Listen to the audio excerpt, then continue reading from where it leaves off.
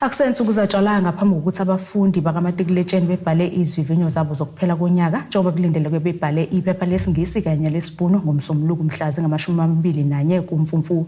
UDokotela KHANGELANI SIBIYA odumeke ngelika Dokotela wezibalo eRichards Bay uthi-ke okubalulekile ukuthi abafundi behlise umoya ongabasebenzelanga ngaphambilini bakushintshe besebenzise lokho okubasebenzela kangcono. Zinhlanu kuphela-ke izinsuku ezisele ngaphambi kokuthi-ke abantwana bakamatikuletsheni beqale izivivinyo zabo zokuphela konyaka.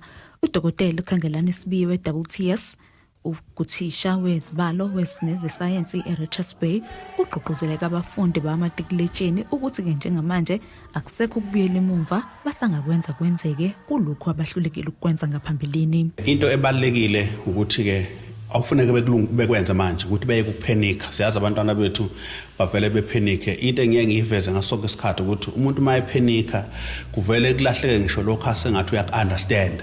So kubalulekile ukuthi umuntu angapheniki mayezobhala ngoba into ebalulekile ngokuphenika ukuthi noma ungaphenika-ke kodwa ngeke ukuthola ama-answers noma ngeke uphasise ukuthi uphenikile. So akusasiza ukuphenika manje. Mhlawumbe umuntu aqala kuveza ukuthi umuntu usengaphasa ngisho kumanje ngoba ukhasi wonke lo muntu abawenza term 1 term 2 term 3 u25% especially ka grade 12 ngithi nje 10 11 12.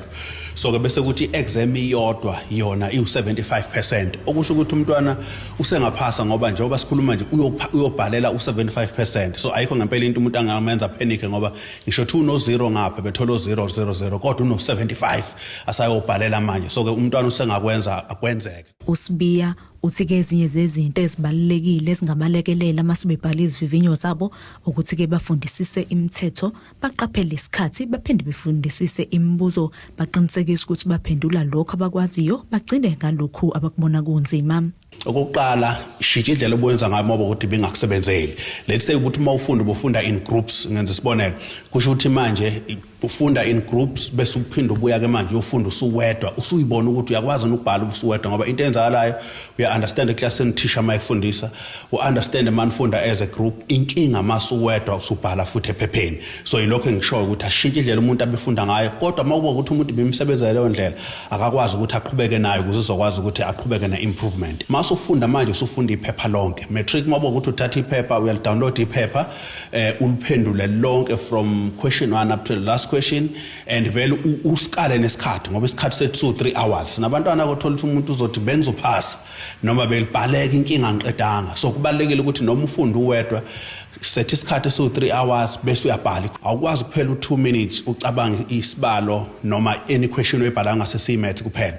Mawukuphela isikhathi eside ingekho into efika engqondweni kusho ukuthi dlulela kwenye question ushiya space. And into emnandi ngokubhala ukuthi uyakwazi ukushiya hayi nokuthi ushiya isikhala uyakwazi ukweqa iquestion uqala noma ngabe yipi question oyi-understandayo. Kusho ukuthi mawunikezwa lesikhathi sokuqala su20 minutes sokuthi ubuke iphepha uyathikha ukuthi mina ngizoqala ngale question ngize ngale question ngishiya iquestion enzima ukuze isikhathi sethi singishaya simshaya umuntu esenza iquestion enzima. USIBIYA usesize abantwana abaningi baphase izifundo zabo ngamalengiso ezinye zezinhlelo abanazo ama-cross nights kanye nama-camp.